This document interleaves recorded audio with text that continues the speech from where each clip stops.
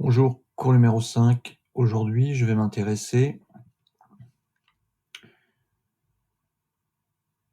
à la réflexion des architectes modernes entre les deux guerres, réflexion qui portera notamment sur l'idée de logement moyen, de logement minimum.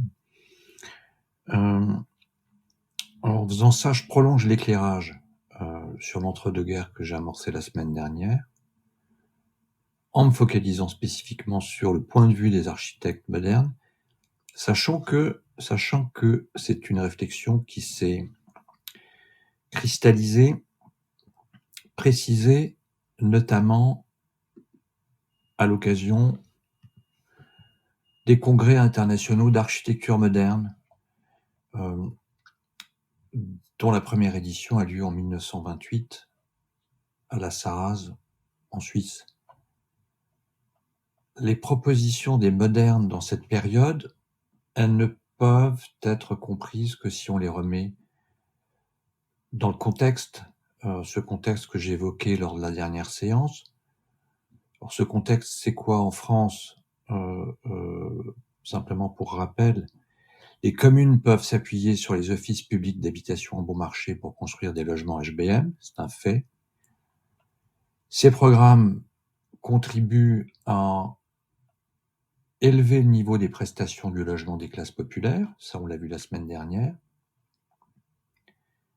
Mais d'un point de vue quantitatif, c'est insuffisant. C'est insuffisant compte tenu de l'exode rural qui s'intensifie dans cette période. Il y a donc un problème dans Paris, avec de très nombreux quartiers insalubres, mais il y a également un problème en banlieue. Pourquoi y a-t-il un problème en banlieue? Il y a un problème parce que si les cités-jardins de la région parisienne sont des tentatives d'urbanisme rationnel,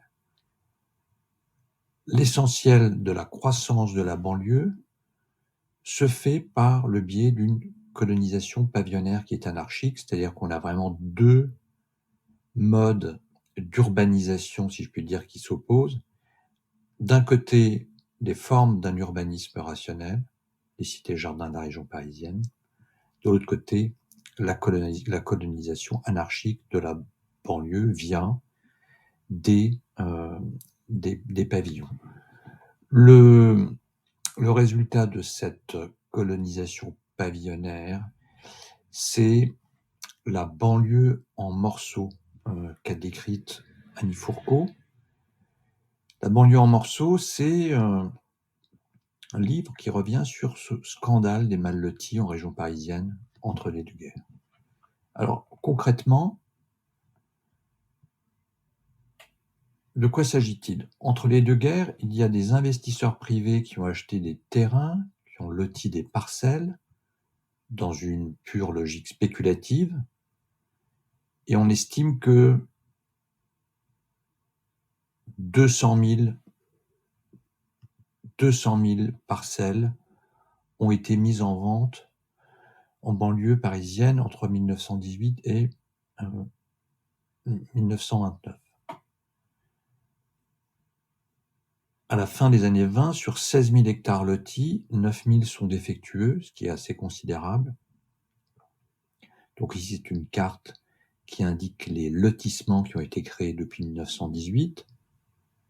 Ça, ce sont des images de ces lotissements qui se créent dans cette période.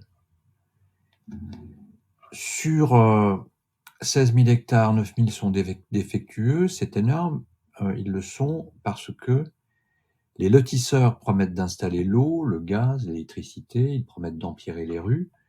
Le problème, c'est que certains ne le font pas et qu'à la fin des années 20, il y a 300 000 habitants qui campent dans la boue. Donc on a affaire à une forme d'urbanisation spontanée. Cette urbanisation, elle est réalisée hors de tout contrôle des pouvoirs publics. Et tout cela va tourner au fiasco total en l'espace de quelques années. Le problème, il est lié à des terrains inondables. Le problème, il est lié à des questions sanitaires. Pourquoi? Parce qu'il n'y a pas de raccordement au réseau d'alimentation, il n'y a pas de raccordement, il n'y a pas d'évacuation des eaux usées, il n'y a pas de ramassage des ordures ménagères, etc. Et puis c'est lié aussi au fait que les communes qui accueillent ces nouveaux lotissements ne sont pas suffisamment fournies en équipements communaux, des écoles, des garderies, des crèches, des dispensaires, etc., pour pouvoir accueillir ces nouveaux arrivants. Les acquéreurs de ces parcelles, ce sont des Parisiens modestes. Ce sont des ouvriers, ce sont des artisans, ce sont des petits employés. Ces Parisiens quittent la capitale pour essayer de trouver des conditions de vie plus décentes dans une période où le péril épidémique est toujours présent dans les discours et dans la réalité. Le taudis meurtrier, voilà, une affiche de propagande ou information, mais en tout cas une affiche qui a pour objectif d'attirer l'attention du plus grand nombre sur les conditions d'habitation et sur les périls qui y sont liés, conditions d'habitation déplorables. Le taudis est l'un des fléaux de la famille, il pousse l'homme au bistrot, les enfants à la rue, il est cause d'immoralité, de discorde, de maladie, etc. Donc voilà, cette question sanitaire, elle est toujours à l'ordre du jour, entre les deux guerres, je l'ai déjà évoqué, et là on le voit dans les discours officiels. La course à la mort, tuberculose, 150 000 morts par an, etc. Et puis ces cartes qui montrent bien que certains quartiers parisiens sont particulièrement exposés à ce péril épidémique. Ce qui signifie que pour certains Parisiens, l'exil en banlieue, c'est notamment une issue de secours, eu égard à des conditions de vie dégradées, plus dégradées que jamais, eu égard à un risque sanitaire réel. Dans le même temps, acheter un terrain, y construire une maison, même si elle est précaire, cela permet de devenir propriétaire et cela permet de bénéficier d'un jardin. Un jardin est synonyme d'autonomie alimentaire en temps de crise. C'est un phénomène qui est important. Et dans le même temps, le réseau de transport se développe. Le réseau de transport se développe et cela permet d'envisager des déplacements quotidiens sur des distances plus conséquentes entre lieu de travail et domicile.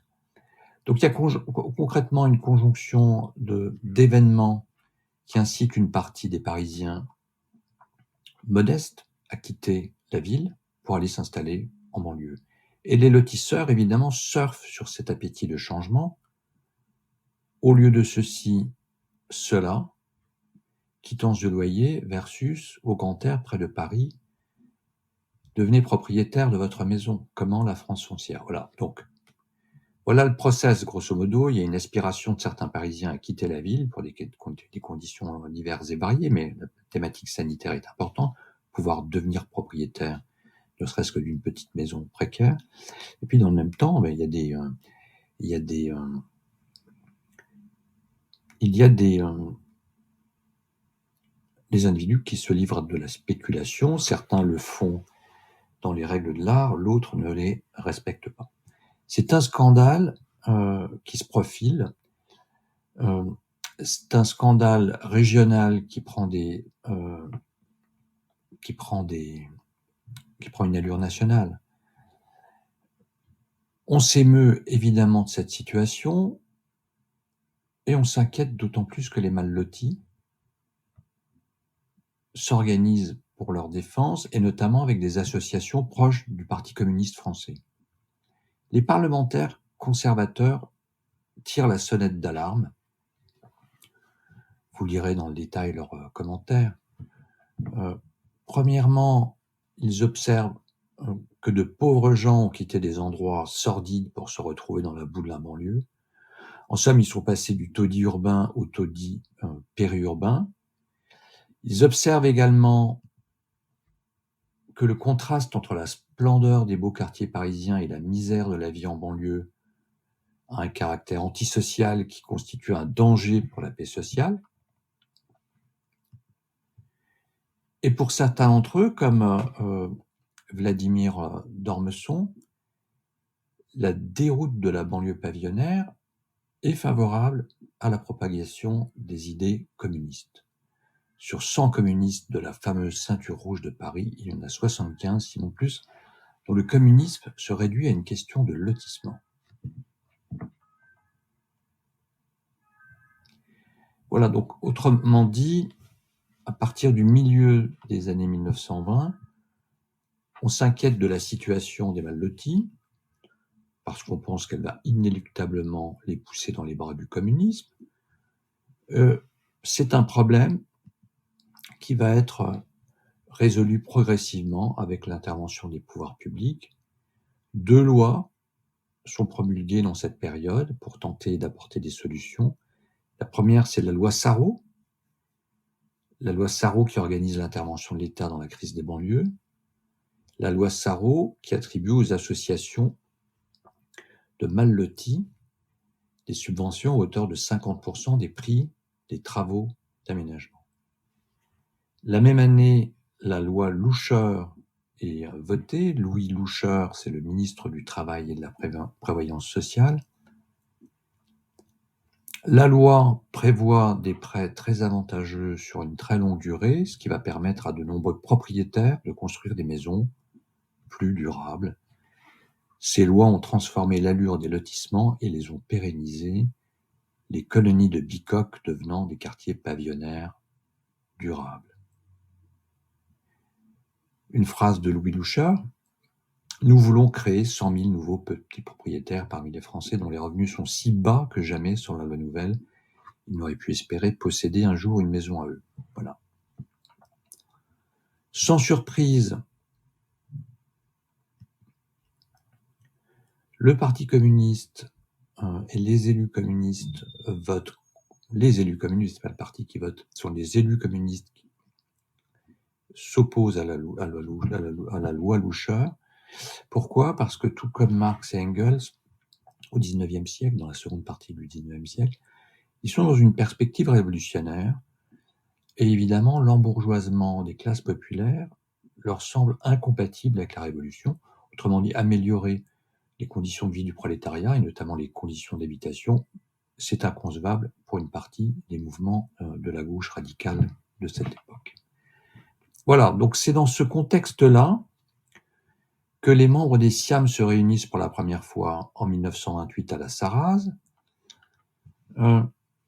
Dès les années 1920, les modernes développent des manifestes et des textes polémiques qui vont bousculer le cours des choses. Ce sont des propositions théoriques qui vont dessiner un horizon idéal pour la ville du futur. Et les architectes qui s'apparentent à ce mouvement vont notamment se réunir à 5 reprises entre 1928 et 1936, pour la période d'après-guerre, j'y reviendrai ultérieurement. Ils se réunissent 5 fois entre 1928 et 1936. Parmi les plus connus, Le Corbusier, Pierre Jeanneret, Lursin, Guévriquian, Pierre Charot. Pierre Charot, c'est l'architecte de la Maison de Verre. Des architectes allemands extraordinairement influents: Walter Gropius, Ernst May, Siegfried Giedion. Un architecte belge, Victor Bourgeois. Bon, voilà, quelques noms comme ça. Hugo Hering également, du côté des Allemands. Des architectes comme Mallet Stevens, Ginsberg ou Michel Rouchepitz n'en font pas partie. Voilà, donc 1928, la Sarraz en Suisse, c'est le congrès fondateur. À Francfort, en 1929, on se réunit sur le thème de l'habitation du minimum vital, j'y reviendrai tout à l'heure. À Bruxelles, en 1930, sur le thème du lotissement rationnel. À Athènes, en 1933, ou plutôt entre Paris et Athènes, sur un paquebot, réunion sur le thème de la ville fonctionnelle, qui, quelques années plus tard, donnera lieu à la charte d'Athènes de Le Corbusier. À Paris, en 1936, ils se réunissent sur le thème du logis et des loisirs. Ce qui est intéressant, c'est que tous ces congrès ont pour objet principal l'habitat, l'habitation et le logement, et ces réunions préfigurent une série de ruptures. Une rupture dans la manière de construire, c'est-à-dire le cadre de production, une rupture au niveau des formes urbaines réalisées, une rupture quant à la forme des architectures produites, ce qui relève de la plastique architecturale, et puis une rupture qui concerne plus précisément l'architecture des logements, ce sur quoi je vais insister aujourd'hui. Une première chose à retenir, c'est que le mouvement moderne, ce n'est pas un mouvement parfaitement homogène. Les acteurs qui le constituent n'ont pas tous les mêmes convictions politiques, ils n'ont pas tous les mêmes visions architecturales et urbaines. Néanmoins, il y a des points communs qu'on peut identifier. Il y a des points qui soulèvent de vives polémiques, et puis il y a des points qui font plutôt l'objet de consensus. Premier point, c'est l'intervention de l'État. Premier point, la nécessaire intervention de l'État. Les membres des SIAM demandent à ce que l'État intervienne en force pour aider au financement de logements, de manière à résorber la pénurie. Le constat qu'ils font, c'est qu'en l'état du marché immobilier, les ouvriers et les employés ne peuvent pas accéder à des logements décents. Autrement dit, pour eux, l'État a un rôle majeur à jouer. L'État doit jouer un rôle comme régulateur des rapports sociaux. Ce rôle des pouvoirs publics dans la question de l'habitation, de l'habitat, ce rôle s'est précisé depuis le début du siècle. J'en ai déjà dit quelques mots, mais les mesures qui ont été prises sont jugées insuffisantes. On verra que cet engagement massif de l'État, il se réalisera après 1945, en tout cas dans le cas de la France. Donc première chose, une intervention plus musclée de l'État pour essayer de résoudre ce problème. Deuxième point de consensus, c'est qu'il faut placer la question de l'habitation des masses au centre des réflexions des architectes et qu'il faut imaginer des solutions en réponse aux besoins vitaux de ces masses. Le discours de la Sarraz en 1928, de ce point de vue-là, est explicite. Là, c'est juste un petit extrait. Il s'agit de formuler le programme de la maison contemporaine sur la base de la conservation de l'espèce et non plus sur celui du faste de la représentation.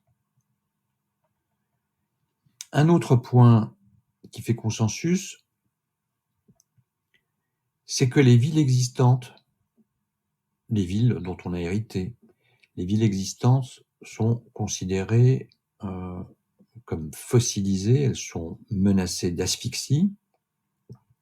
Ces villes, pour ces architectes, elles sont inadaptées à l'homme moderne, elles sont inadaptées à l'homme de la civilisation machiniste, et notamment, elles sont inadaptées aux nouveaux modes de transport. Autrement dit, la ville qui a été pensée pour les déplacements hippomobiles n'est pas adaptée à la vitesse des automobiles. Alors évidemment, là on est dans le Corbusier, urbanisme, le Corbusier qui manie le texte et l'image toujours avec beaucoup de brio, pour expliquer que c'est un vrai problème, cette saturation des automobiles en ville, cette saturation des villes par les automobiles plutôt, et puis ce problème du conflit entre la présence des piétons et aux côtés de véhicules rapides. Une hypothèse, séparer radicalement dans les artères congestionnées le sort des piétons de celui des véhicules mécaniques. Nous sommes en 1923. Un autre point de convergence dans la critique, cela concerne les formes de la ville et les formes de l'habitat. Ces architectes considèrent que le tissu historique des villes est incompatible avec des formes d'habitat conformes à des critères d'hygiène élémentaires. Pour Le Corbusier, les expériences HBM qui ont été menées à Paris sur la ceinture sont des erreurs tragiques.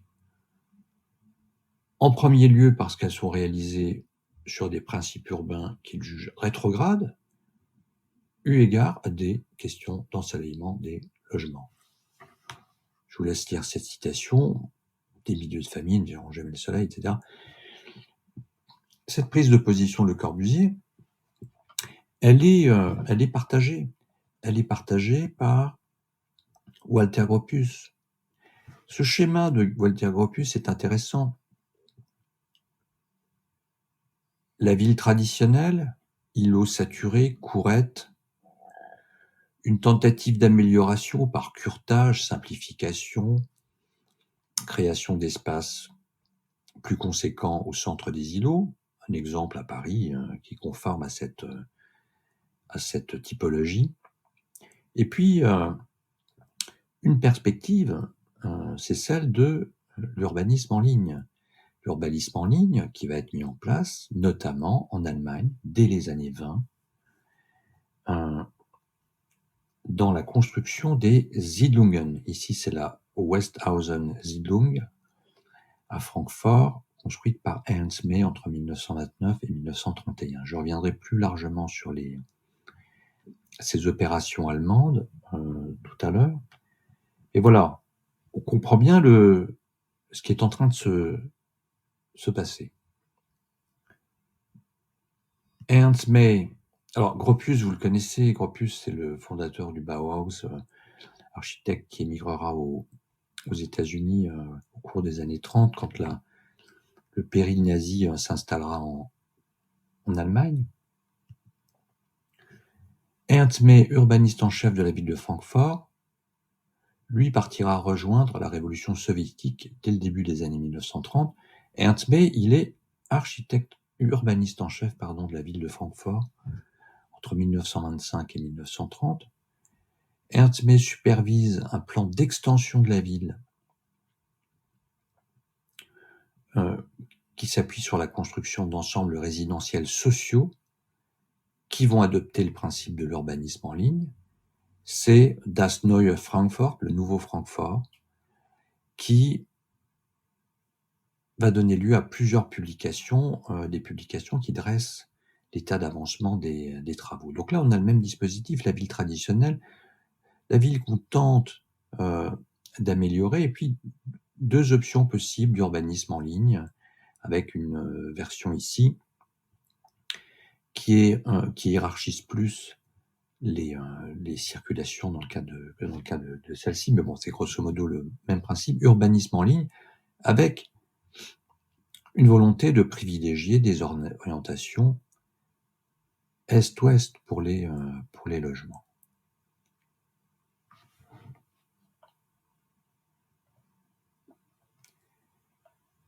Les arguments qui plaident en faveur de ce principe d'urbanisme en ligne, c'est à la fois l'ensoleillement optimal, ça on le comprend bien,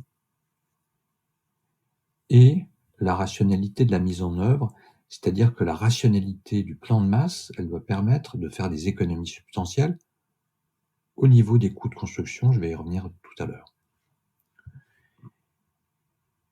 La réforme concerne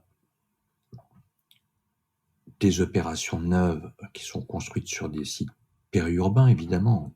Ça, on est dans une logique de sites périurbains, à Francfort, à Berlin, dans toutes ces villes d'Allemagne. En France, dans les cités-jardins, au même moment, c'est la même chose.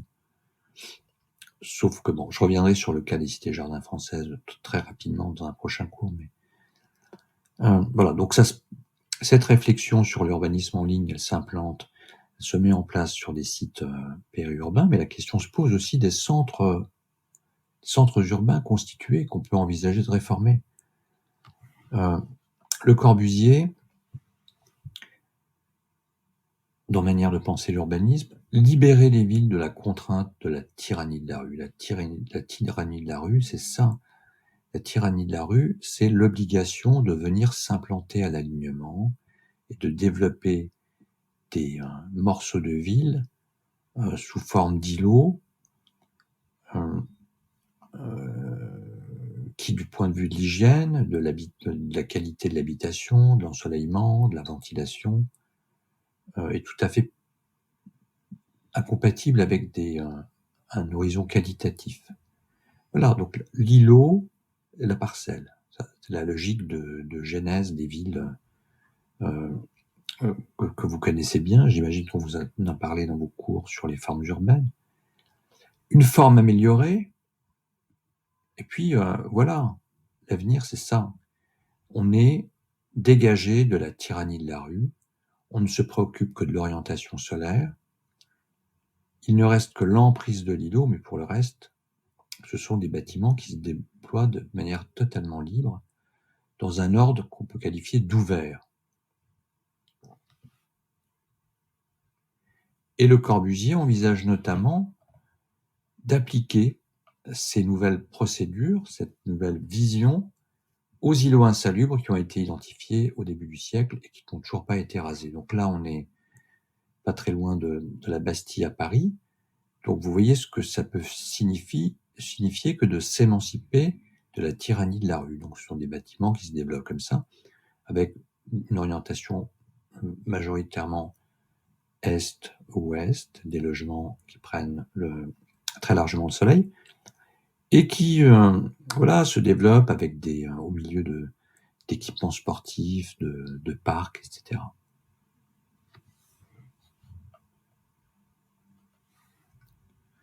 Une question fondamentale qui se pose à ce moment-là pour ces architectes modernes, c'est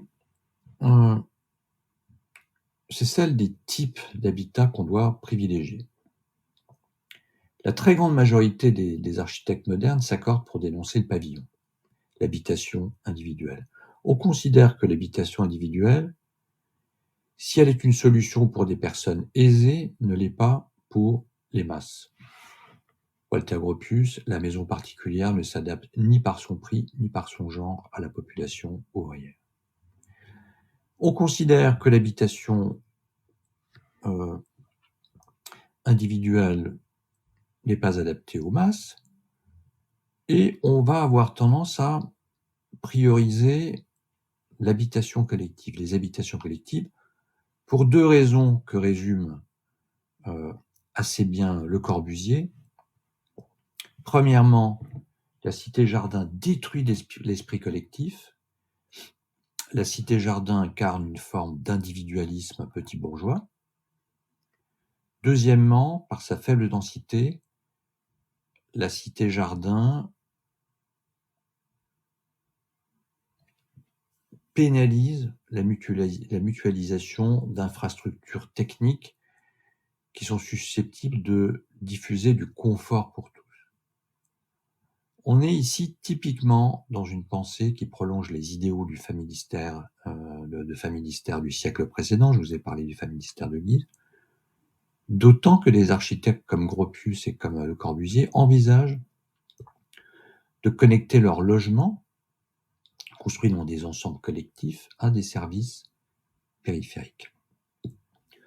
Ce que Godin appelait les équivalents de la richesse. Sur ce schéma, Walter Gropius explique la supériorité du principe qui consiste à construire des immeubles hauts, à la fois pour des critères sanitaires, ventilation, ensoleillement, mais aussi pour des questions d'utilisation des sols. Autrement dit, à population égale, à densité égale, ce dispositif-là est plus intéressant que celui-ci.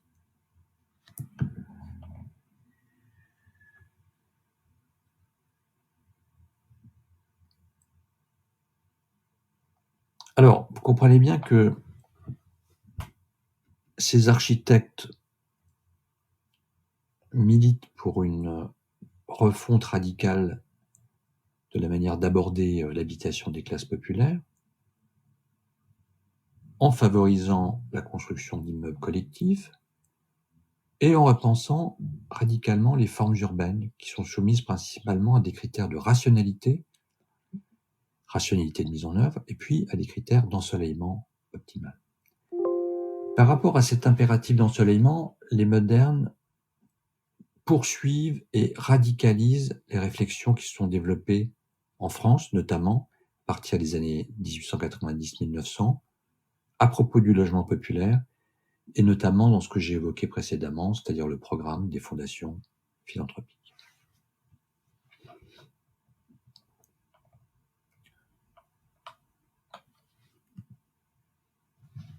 Alors, qu'en est-il exactement de la réflexion sur les logements?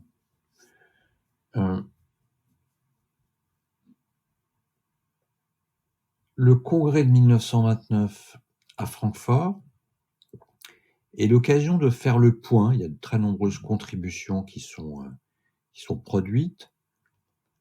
Et ce congrès, il est particulièrement intéressant. Il se tient dans la ville de Francfort parce que l'on considère que c'est l'un des seuls endroits où sont tentées des expériences résolument modernes en matière d'habitation.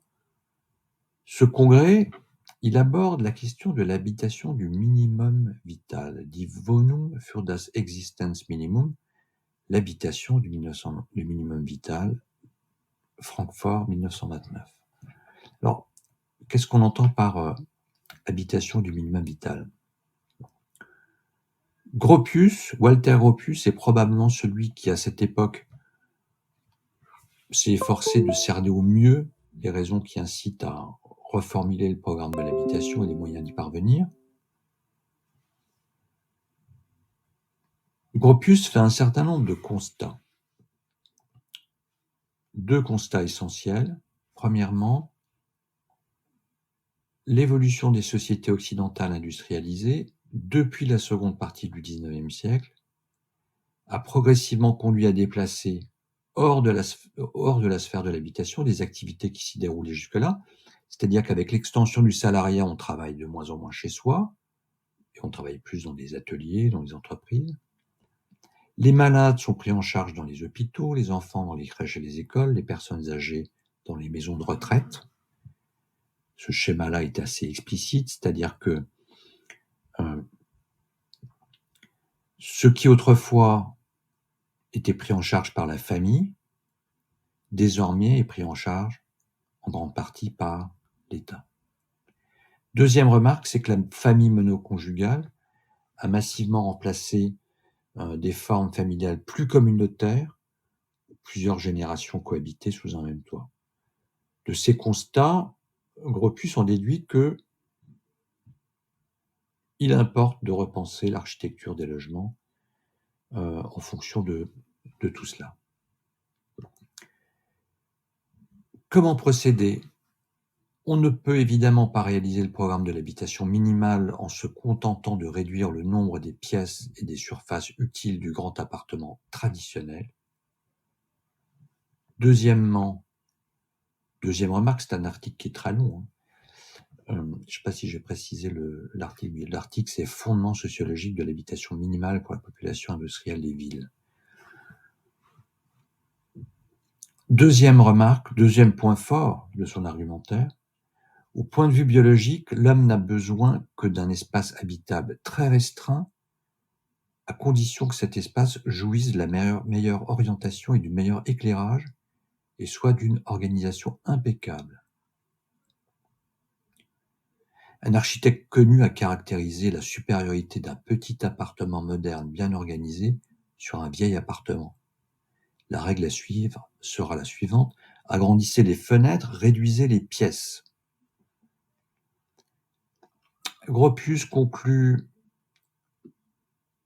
son argumentaire, son article, en employant la notion de ration d'habitat, c'est-à-dire que de la même manière qu'il existe une ration alimentaire qui est garante de la survie de l'espèce, on peut envisager une ration d'habitat également garante de la survie de l'espèce.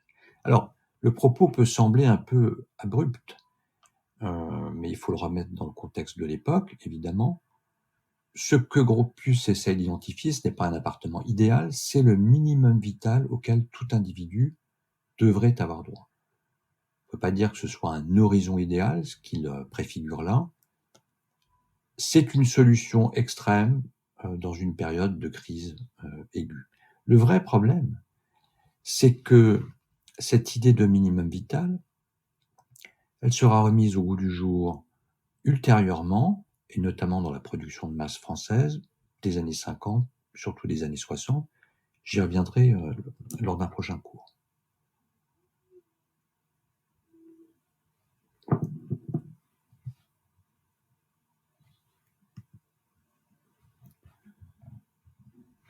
L'approche de Gropius, elle est en phase avec ce que défend Le Corbusier au même moment. On retrouve chez Le Corbusier l'idée de besoins fondamentaux communs à tous les individus. Ces besoins, pour Le Corbusier, peuvent se traduire par des fonctions types qui sont susceptibles d'être spatialisées très précisément. Les fonctions précises de la vie domestique exigent divers espaces dont la contenance minimum peut être fixée avec assez de précision. À chaque fonction, il faut une contenance minimum type standard nécessaire et suffisante, échelle humaine. La suite de ces fonctions s'établit suivant une logique qui est plutôt d'ordre biologique que géométrique.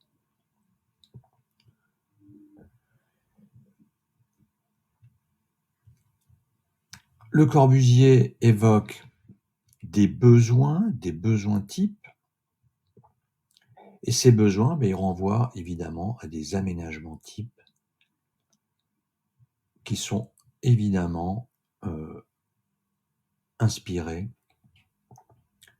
des espaces intérieurs parfaitement calibrés, des cabines transatlantiques et des cabines de train, de cabines de wagons-lits. Dans leur discours, on retrouve très régulièrement une distinction qui est faite entre équipement et mobilier, l'équipement étant valorisé au détriment du mobilier. Pourquoi ? Vous lirez les déclarations de Le Corbusier et Pierre Jeannery, et puis de Victor Bourgeois, sur celle de cette citation de Victor Bourgeois. Ce que propose Bourgeois, c'est d'incorporer le meuble à l'immeuble, ce qui, selon lui, évite les pertes de place, de temps, et rend impossible des changements pouvant modifier l'efficacité de la maison. Donc, dans une logique d'efficacité de la maison. Le cube total du mobilier est réduit à son strict minimum. Les occupations des habitants sont facilitées par une parfaite adaptation du matériel. Équipement versus mobilier, l'équipement est pensé comme étant supérieur au mobilier qui relève d'un à peu près, d'un laisser-aller, comme le propose Le Corbusier.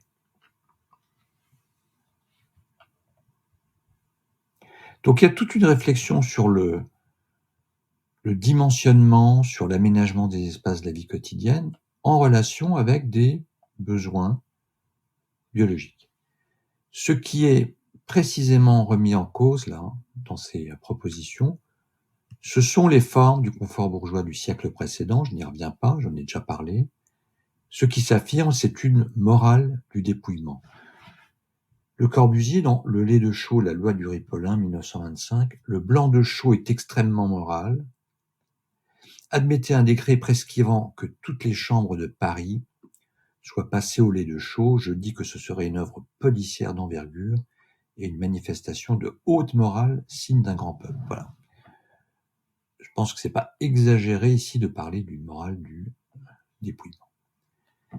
Un aspect fondamental de l'approche des modernes, c'est un consensus sur l'impérative nécessité d'aborder la question du logement par le biais de la science. Il y a chez eux, de manière très claire, une croyance selon laquelle le progrès scientifique et le progrès technique sont les garants du progrès social. Progrès scientifique, progrès technique, garant du progrès social, c'est une formule, c'est une hypothèse qui est très puissamment soutenue par ces architectes. En premier lieu, la démarche scientifique, elle doit permettre de repenser le mode de production des bâtiments. L'horizon idéal, c'est le modèle de la grande industrie. C'est le modèle de la grande industrie tel qu'il se développe aux États-Unis dans cette période, à travers des exemples comme celui de Ford. L'idée qui est sous-jacente, c'est de fabriquer des maisons, des habitations avec des process comparables à ceux de l'industrie automobile. La perspective, évidemment, c'est de faire baisser les coûts de construction. Donc, dans cette logique, on comprend bien que l'urbanisme en ligne, que j'ai évoqué tout à l'heure, c'est un atout qui est indispensable. Ce que dit l'historien Bruno Reichling ici, c'est que pour la construction de la Siedlung Törten à Dessau en Allemagne, Walter Gropius s'appuie directement sur le livre de l'ingénieur en organisation, Frederick Winslow Taylor, qui est à l'origine du Taylorisme dans le monde de l'industrie. Bon, je reviendrai tout à l'heure sur Taylor. Voilà, donc ça c'est un aspect qui est assez fondamental. Donc la première ligne directrice, c'est l'organisation du chantier. La seconde, c'est l'absolue nécessité de la préfabrication. Ça, c'est un extrait d'un texte d'Ernst May publié dans la revue L'Architecture ou l'Architecte en 1930, texte qui a été traduit où il évoque la construction d'habitations mécanisées. Préfabrication, pourquoi? Parce qu'on préfabrique en usine des éléments, parois verticales, parois horizontales, et on vient les assembler sur le chantier. Là aussi, on comprend bien que l'urbanisme en ligne est tout à fait favorable à ce dispositif constructif.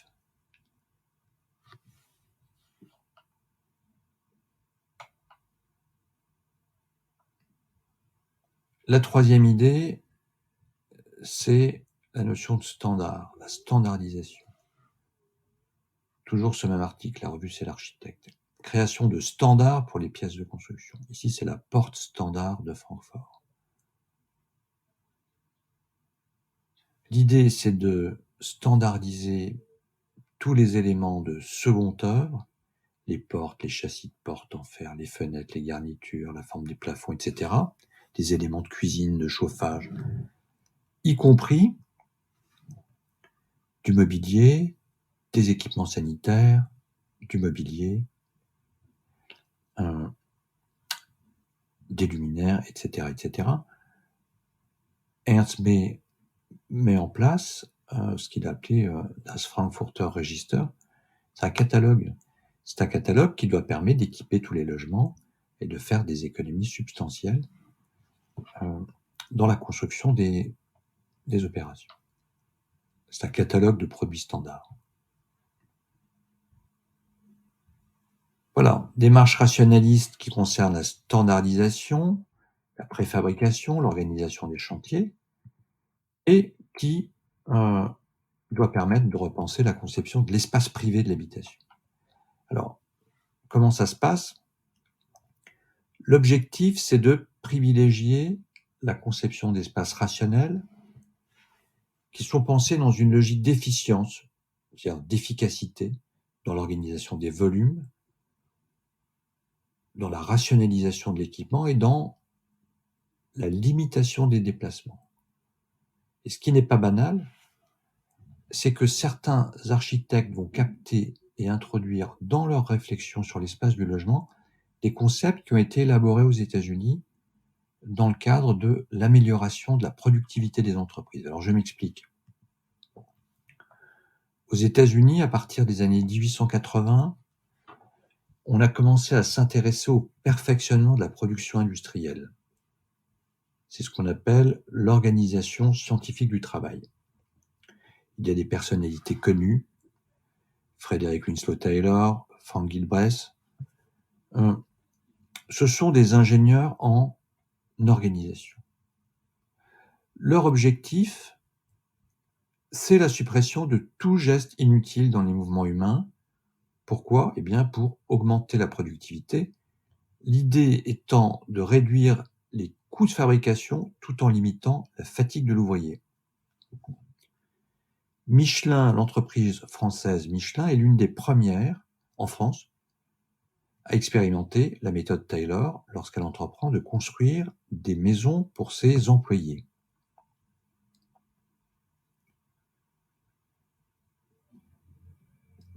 Pour que l'ouvrier se fatigue moins, pour qu'il gagne davantage, pour qu'ils produisent plus, pour que le prix des objets fabricaux baisse.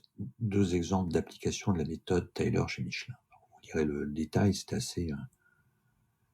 l'idée, c'est la méthode plutôt. La méthode, c'est l'observation et la décomposition des mouvements pour pouvoir imposer des normes gestuelles adaptées à des tâches particulières. Et pour y parvenir, il va y avoir un travail sur la représentation graphique des mouvements humains. Alors, dans ce domaine, il y a 2 précurseurs, Edward Muybridge, qui est un photographe américain, et Étienne Jules Maré, qui est un médecin physiologiste.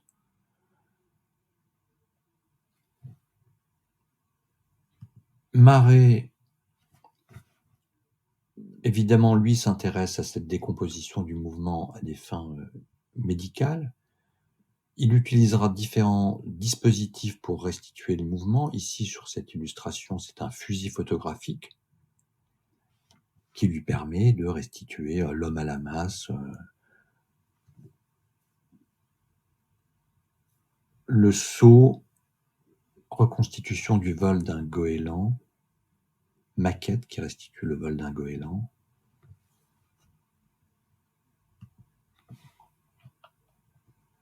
Edward Muybridge, The Horse in Motion. Un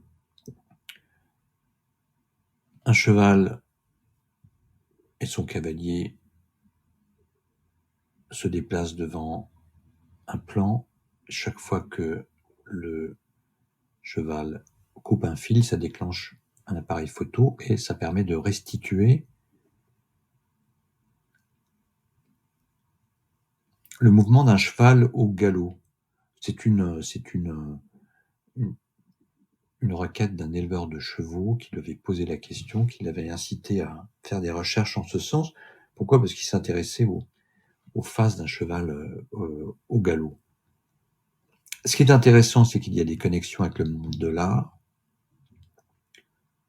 Il y a des connexions avec le monde de l'art dans une période où la simulation du mouvement dans des œuvres statiques commence à se diffuser. Marcel Duchamp, nu descendant un escalier, Duchamp qui revendique l'affiliation avec les travaux de Marais, Edward Muybridge nu descendant un plan incliné. Voilà, on est dans le même univers entre un photographe, médecin physiologiste, et puis un artiste. On retrouve des préoccupations similaires chez Giacomo Balla.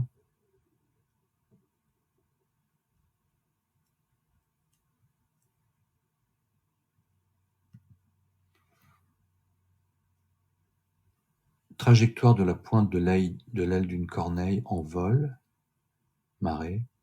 Trajectoire décrite par la pointe d'un fleuret, Gilbert. Kandinsky, 1923.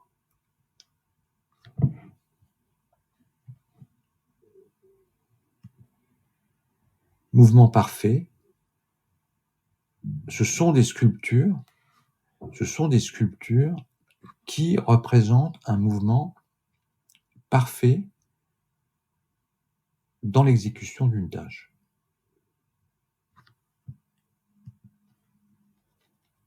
Lilian Gilbreth, étude de cuisine taylorisée, vers 1920.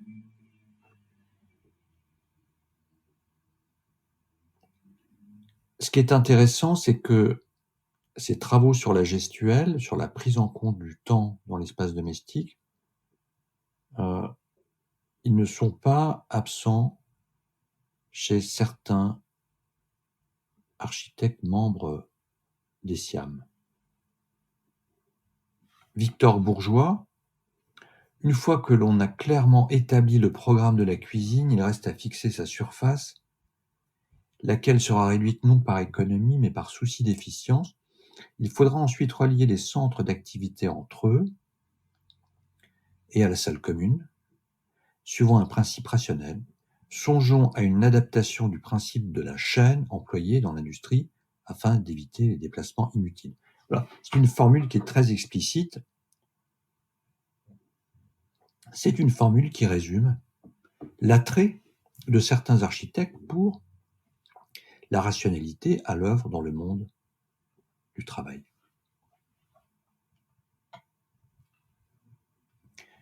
Pour des architectes comme Victor Bourgeois, le taylorisme domestique doit permettre d'articuler le temps et l'espace afin de limiter les gestes inutiles. Ça, c'est une pensée qui est radicalement nouvelle. Le taylorisme domestique doit également faire en sorte qu'un petit appartement bien organisé soit supérieur à un grand appartement qui ne le serait pas. C'est un travail qui va porter sur l'organisation du plan, sur les déplacements.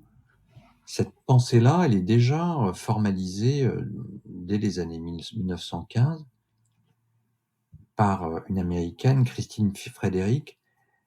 Christine Frederick, elle fait partie du Domestic Science Movement américain.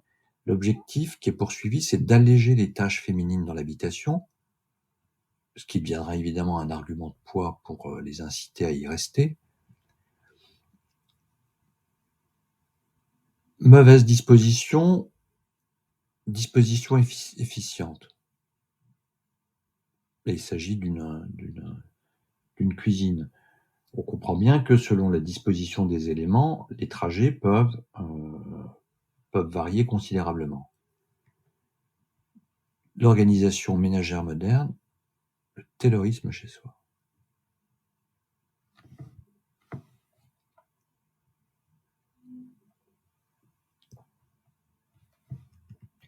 En France, c'est Paulette Bernège qui occupe le devant de la scène sur ces sujets-là. Paulette Bernège, elle est licenciée en lettres, elle est journaliste. Elle est proche de Le Corbusier et elle adapte au public français les écrits et recherches des précurseurs américains, et puis elle produit un nombre assez conséquent de best-sellers. Ce qu'elle explique dans ce dessin, c'est que si une distance de 8 mètres sépare la cuisine et la salle à manger, elle devra parcourir en 40 ans l'équivalent de la distance qui sépare Paris du lac Baïkal en Mandchourie. Et évidemment, elle conteste cette formule-là. Autre réflexion sur les déplacements, Alexandre Klein, ça c'est une publication de 1939, mais il a des publications qui sont du même tonneau dès les années 1930, le début des années 1930, fin des années 1920. Alors, Klein publie énormément de schémas, de diagrammes. Ça, c'est 3 exemples puisés parmi ses travaux. C'est une des approches les plus intéressantes, au-delà de la caricature, sur le minimum vital, sur la rationalité des déplacements. Klein s'intéresse à une chose qui est tout de même assez intéressante dans cette période, c'est l'incidence dans cette période et aujourd'hui encore, l'incidence de l'épaisseur des immeubles dans les coûts de construction sur la disposition des appartements. Et ici, il s'intéresse plus précisément à l'incidence de la disposition du plan sur les différents parcours. Et parmi ces 3 schémas, donc là, à chaque fois, on voit salle de bain, cuisine, salle de bain, cuisine. Ce qu'il montre, c'est que l'organisation la plus rationnelle, c'est la 3e, c'est celle-ci. Pourquoi ? Parce qu'elle prévoit une dissociation de la cuisine et de la salle de bain, qui inaugure une sorte de partition jour-nuit avant l'heure en Allemagne, et qui anticipe des choses qui vont se produire bien plus tard. Dissociation des pièces humides, ce qui induit un certain surcoût, ce n'est pas dans les pratiques, alors, à ce moment-là. Mais bon, on voit bien la subtilité de ça. Il y a un côté un peu caricatural, et dans le même temps, il y a des aspects de sa réflexion qui sont tout à fait pertinents.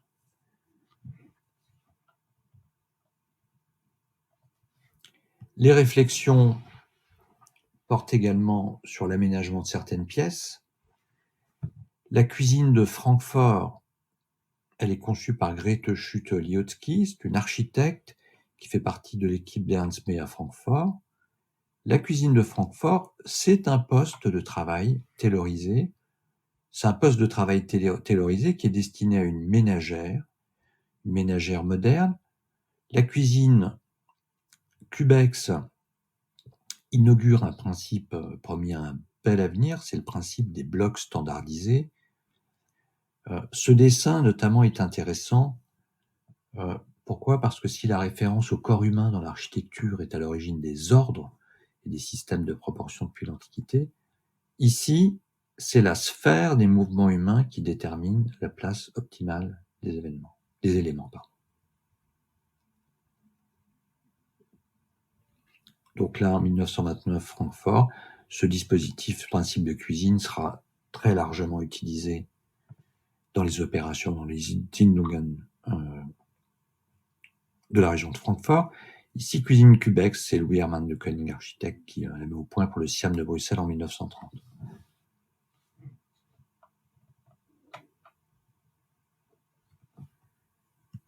Puisqu'on est dans le registre de l'habitation minimale, ça semble évident, il faut réfléchir aux dimensions minimales d'encombrement. Et en la matière, l'événement, c'est la publication en 1936 du livre d'Ernst Neufert. Ernst Neufert, c'est un architecte allemand qui est passé par le Bauhaus. Le Neufert, qui sera traduit en français dans les années 50, c'est probablement le best-seller absolu de l'édition d'architecture de tous les temps. Le Neufert, il développe 3 axes. Premièrement, les dimensions des objets et des instruments qui sont susceptibles d'être rangés dans un logement. Ça va de la casserole au piano à queue. Deuxièmement, les mouvements humains dans l'habitation et dans les lieux publics. Puis troisièmement, des plans qui sont jugés efficaces. À Francfort, on publie des plans types conformes à cette réflexion sur l'habitation du minimum vital.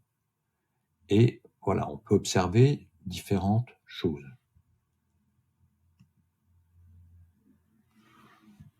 Ici, une opération de l'architecte Mart Stam, comme vous voulez.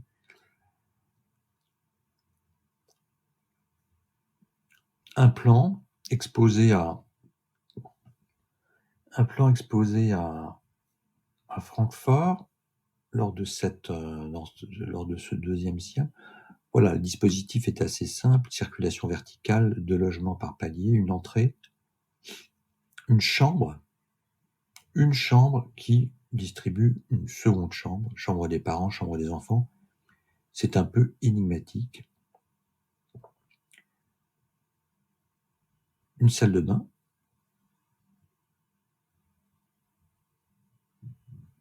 une cuisine et une pièce de jour. 13 mètres carrés, presque 5 mètres carrés pour la cuisine de Francfort évidemment, 6 mètres 50 pour la chambre des enfants, 10,50 pour la chambre des parents. Tout ça est très modeste, ça fait un 3 pièces de 42 mètres carrés. Un cube de 120 mètres cubes, parce qu'on identifie sur toutes les fiches la surface, le cube d'air et la surface vitrée de l'appartement. On comprend bien que avec ce plan-là, là on voit la première phase de l'opération construite, avec ce type de plan, on est dans une logique de compacité extrême, c'est-à-dire que les pièces sont assemblées plus que distribuées à proprement parler.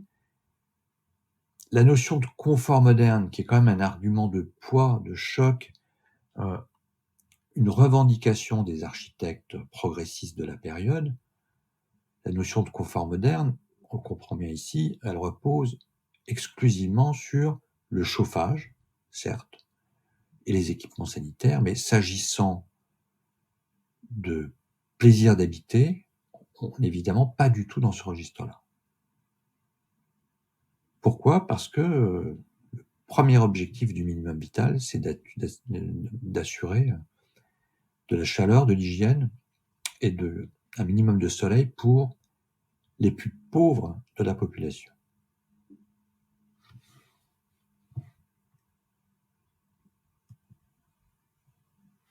Un autre dispositif, là, c'est ces éléments-là à coursive.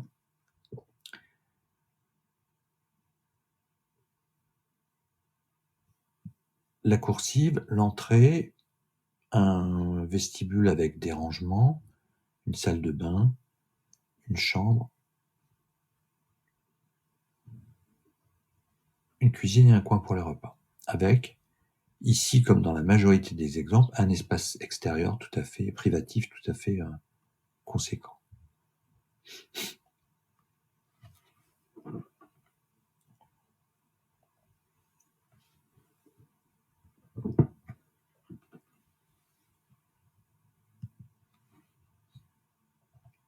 Une opération d'Ernst May, Westhausen-Siedlung. Là, on comprend bien ce que veut dire urbanisme en ligne. Enfin, on le comprend bien ici également et on le comprend bien dans la plupart des opérations. Ici, c'est une vue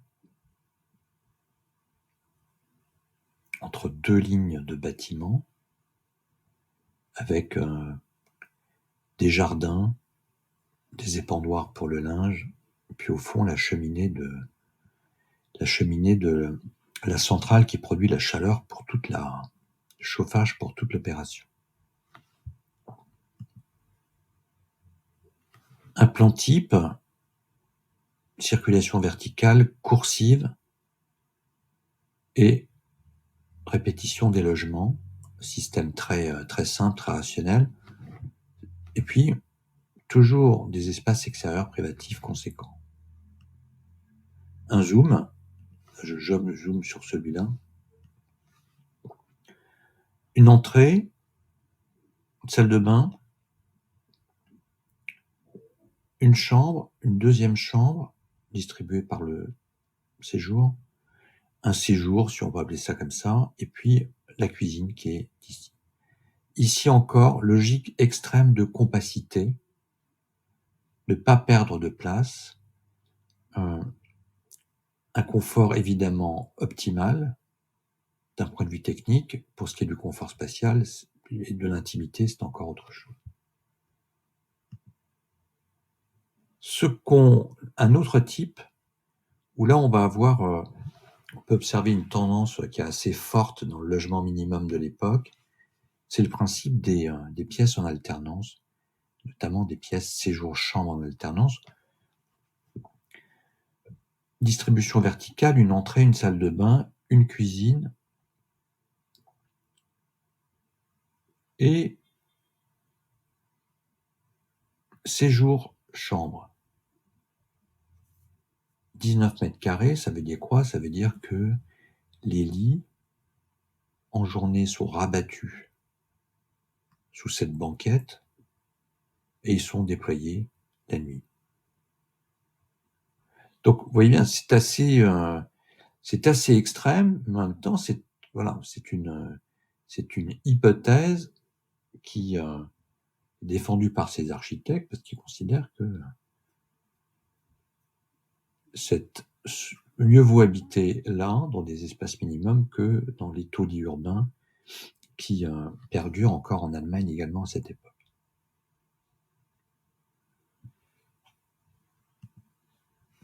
Un autre exemple, là, ce sont ce qu'on appelle des clapbeds. C'est-à-dire les clapbeds, ce sont on les voit ici, ce sont des lits qui se remontent.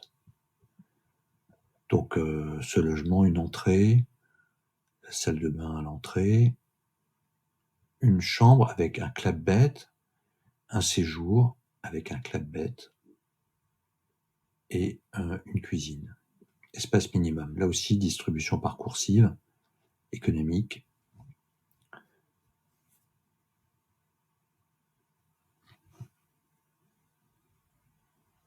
Donc en journée, on remonte les lits et on a un rideau qui permet de le masquer.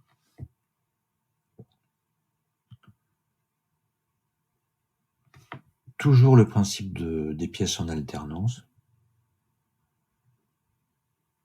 Schlafnische, c'est une niche pour dormir. Donc on voit ce lit là qui est ici avec la possibilité d'occulter cette niche avec un rideau. Un autre lit ici. Donc, bon, c'est très précaire. La chambre des enfants.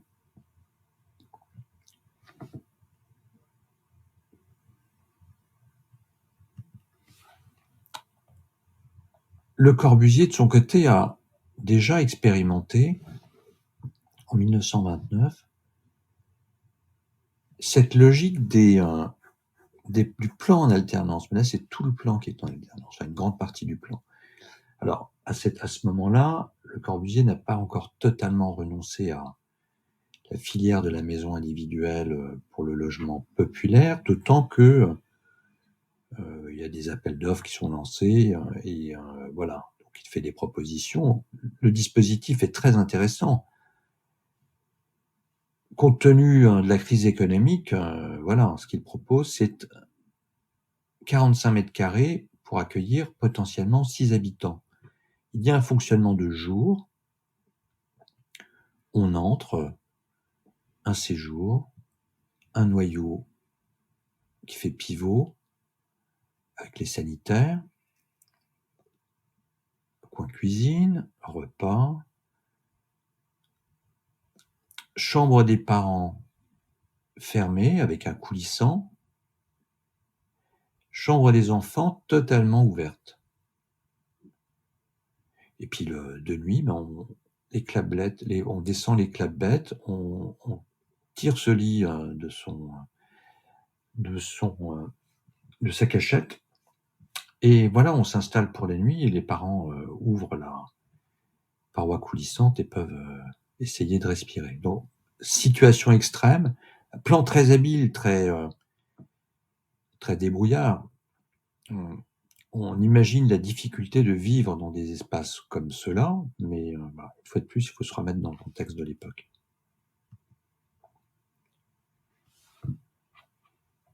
Toujours dans une logique archi-minimaliste, un exemple assez curieux, c'est une habitation minimum qui est présentée au Siam de Francfort, 33 mètres carrés. C'est un 3 pièces.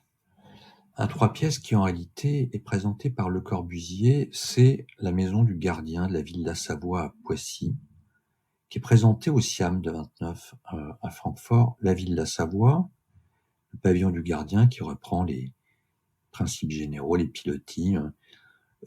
L'habitation repose sur un volume qui est une buanderie, je crois.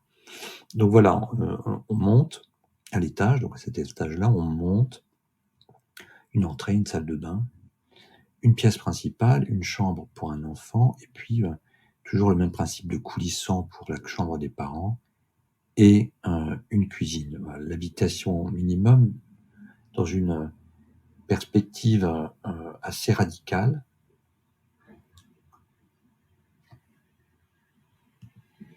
J'ai montré des opérations allemandes qui étaient assez extrêmes en termes de compacité du plan et de manque d'intimité totale. D'autres sont nettement plus généreuses, pour les questions de financement, de personnalité des architectes, que sais-je encore, probablement, principalement, en raison des populations qu'on souhaite accueillir. Ici, on est dans la Siedlung Siemens. Alors, Siedlung, je ne l'ai pas expliqué, mais ça veut dire résidence, colonie d'habitation. Siemensstadt, donc ça a à voir avec la société Siemens. C'est Hans Scharoun, un excellent architecte que vous connaissez, qui, dans cette Siemensstadt, construit ces bâtiments-là, un C, un B. Ça, alors il y a différents immeubles, différents types de logements, qui sont, eux, relativement qualitatifs, voire très qualitatifs. Une circulation verticale, un séjour, avec le balcon qu'on voit ici, une cuisine, une salle de bain, une chambre, voilà, c'est tout à fait décent. Et là encore, les espaces extérieurs qui sont incroyablement valorisés, eu égard à des questions de lumière, de culte du soleil. Un autre exemple, Une entrée, un séjour, une loggia, un coin repas articulé à la cuisine. Bon, ça fait un séjour traversant. Et bon, c'est un plan qui est très contemporain, hein. Enfin, qui était très proche de ce que l'on peut imaginer aujourd'hui. En mieux même, puisque la salle de bain est éclairée naturellement.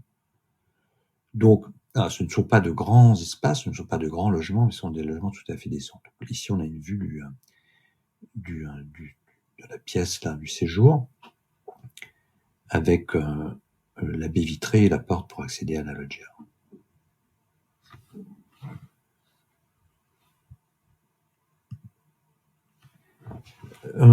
Dans l'opération Niederrad d'Ernst May, où certaines toitures sont accessibles, sont aménagées en terrasse, là on a des appartements qui sont également tout à fait décents, avec une circulation verticale, une entrée, bain, cuisine, un séjour, chambre commandée et chambre indépendante.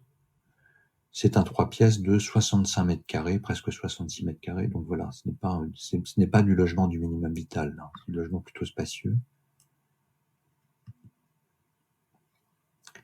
Une autre très belle opération qui, elle, toujours construite par Ernst May, elle fait la promotion de la maison individuelle. Ernst May n'était pas totalement opposé. Il considérait que la forme d'habitat la plus adaptée à tout le monde, d'une manière générale, c'est l'habitation individuelle, et que lorsqu'on peut en faire, on le fait. Notamment, on réussit à obtenir des densités à peu près décentes dès lors qu'on fait de la maison en bande. Donc voilà, il expérimente ce dispositif-là à Römerstadt. Une maison de 89 mètres carrés, il y a 1, 2, 3, 4 chambres. C'est 4 chambres, c'est un 5 pièces qui fait presque 90 mètres carrés. Donc là aussi, c'est tout à fait décent. Il n'en reste pas moins que, en France comme en Allemagne, les opérations de maison individuelle, groupées ou pas, vont avoir tendance sérieusement à disparaître dans la production courante des années 30, 40, 50, 60. Ce qui est certain, c'est que au cours des années 1930, ces expériences d'architecture moderne, elles ne font pas vraiment consensus. En Allemagne, elles vont cesser avec la montée du nazisme. En France, leur réception est assez contrastée. Camille Maupert délivre quand même un point de vue assez radical sur la question. Ce que dénonce Camille Maupert, c'est la disparition de l'identité française. À la fois, il critique le principe de l'architecture internationale qui est portée par le mouvement moderne. Et puis, Maupert critique le principe même de l'habitation collective. Il évoque des ruches anonymes, hygiéniques, glaçantes. Voilà. La demeure de l'homme qui n'est ni mécanique ni un numéro et qu'on veut loger avec son intimité, son repos et son rêve dans des cellules de ruches anonymes, hygiéniques. Voilà.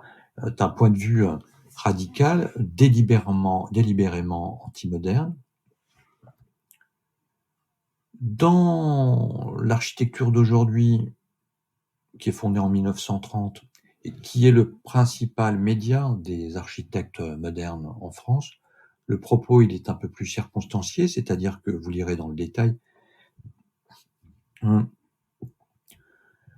Ce qu'explique Jean-Paul Sabatou, l'architecte Jean-Paul Sabatou, c'est que objectivement, on ne peut plus vivre comme on vivait, comme on le faisait au XIXe siècle. Ce que dit Sabatou, c'est qu'il faut accepter que des changements s'imposent et que des changements s'imposent dans l'architecture de l'habitation. C'est manifeste, donc de ce point de vue-là, il soutient totalement la démarche des architectes modernes. Et puis dans le même temps, il délivre une critique assez raide, assez radicale, assez sévère, mais probablement justifiée, des expériences menées dans le cadre du Minimalwohnung, dans le cadre de l'habitation du minimum vital.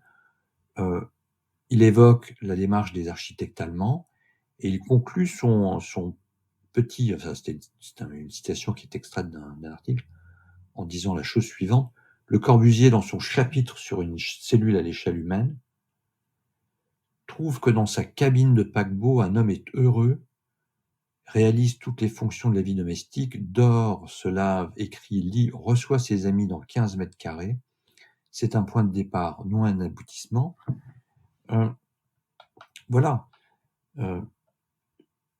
Ce qu'il dénonce, c'est avant tout l'obsession de l'espace minimum et de l'incidence de cette obsession dans certaines opérations dont il estime qu'elles ne sont pas dignes de la profession. Voilà, j'en ai fini pour aujourd'hui, à suivre lors de la prochaine séance. Merci.